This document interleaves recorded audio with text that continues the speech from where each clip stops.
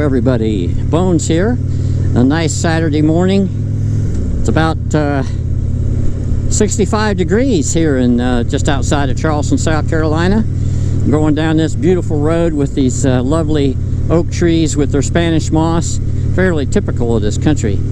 Going to talk a little bit today about long rides. Now, first of all, let me qualify all this by saying I am not an expert, but there are a few things I have learned, and some of them might be useful for you. We've got a long ride. I've certainly got a long ride coming up in July.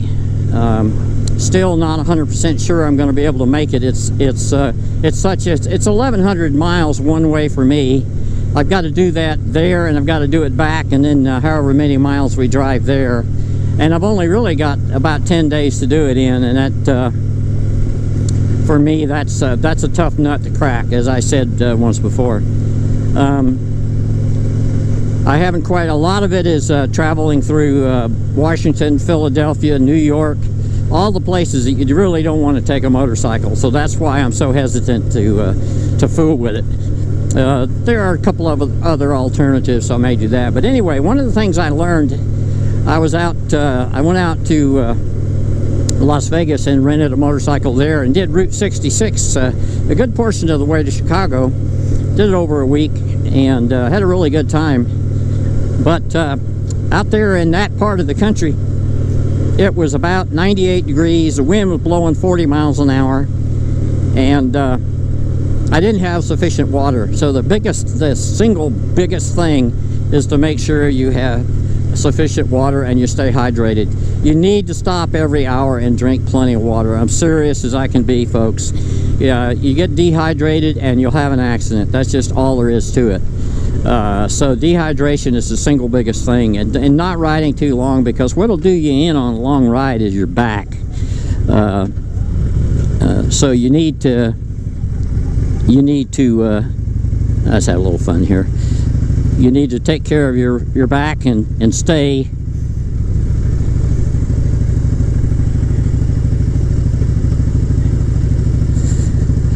this is one of those 720 degree roundabouts.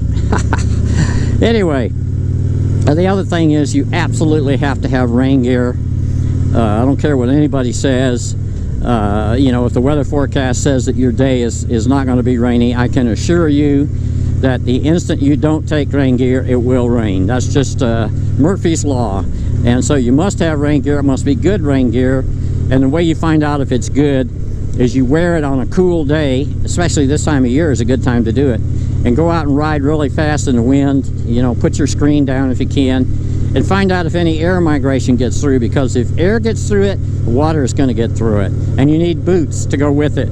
Not having the boots will get your feet soaking wet and hypothermia will set in. So you definitely got to have rain gear, and get off and put it on before it starts raining. It's really important. You can tell when it's fixing to start raining, believe me. Just get off the road, get under an overpass, go into a 7-Eleven or something, and put that stuff on. You're a whole lot better off with it. You need to set realistic goals. You know, the iron butt guys that do 1,000 miles in a day, God bless them, that's great. But if you're anything north of 40 years old, those are hard to do. And you don't want to schedule your day to where you need to do 1,000-mile days. They're just that's a mistake. If anything goes wrong, you'll wind up being totally screwed. Rain gear, plenty of water. Make sure you stop every hour and rest. It's just vital that you stop. As I discovered when I got up around Kingman, Arizona, it was like 110 degrees with that wind blowing. I dehydrated really fast, and I think I drank about 3 gallons of water that day. If I hadn't had it with me, I probably would have gotten weak and shaky from the dehydration. So it's really important to do that. And you know, if you got a lot of miles you got to crank out, don't try to do it on back roads. I mean, it's great. I mean, you do it for a short time, but the problem with back roads is you got more people trying to kill you. Like looking right up ahead here, you see this guy coming out, and he's probably going to pull out in front of me. Well, he didn't do it. Well, that was a surprise. But around here, you see that a lot. And when you're on the freeway, you're actually safer. I think the motorcycle associations have determined that you're actually safer on the freeway.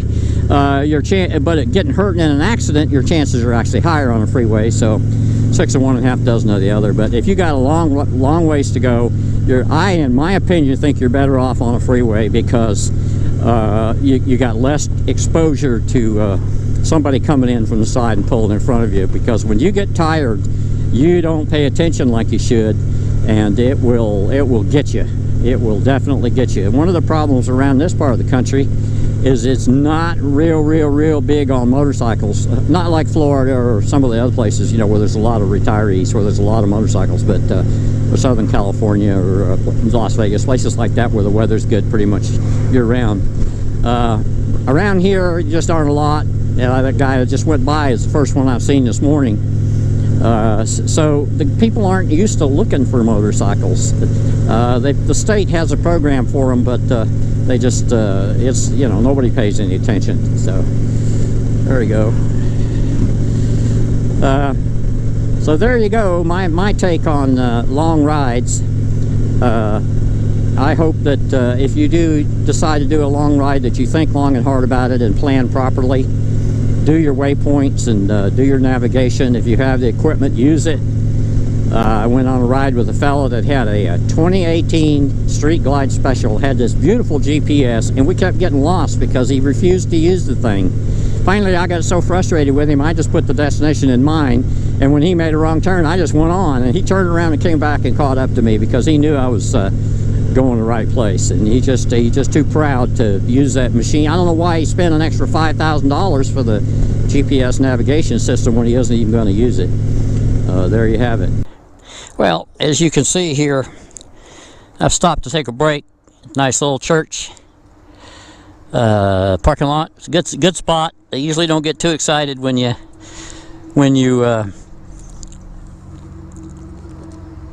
use their parking lot, as long as you're not trying to break into anything. And you can see all my mounts. I got the one on the helmet, and the one up there is for that view, and then I've got another mount down there for the view for going forward view. So I switched that camera back and forth for a couple of reasons. But as I was saying about the gear, Mike Haley 7 and some of these guys have really nice riding gear, and that's obviously the best thing to have, but sometimes it's not affordable, or it just you just don't have it for whatever reason. This mesh jacket is the one I wore out in the desert of Nevada and Arizona, all the places I went, and it worked pretty well for me. But one thing I found out is on a cold morning, this can get in a lot of air in, and all I had under it was a sweatshirt, and I left on a 40-degree morning, and it didn't work out real well for me. So a mesh jacket has its place, but if you don't have a liner for it, you almost have to put a rain gear over it. So it's just one other thing. So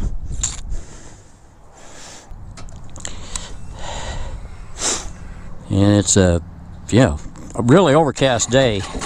You won't get a lot of color here.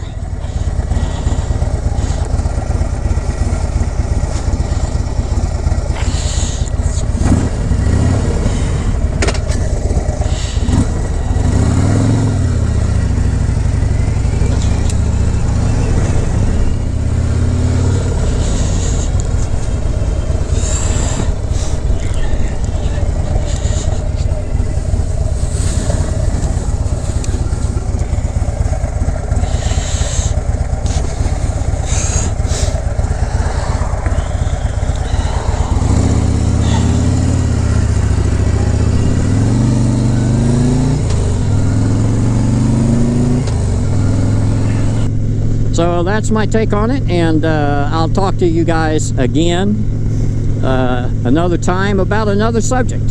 Have a good day.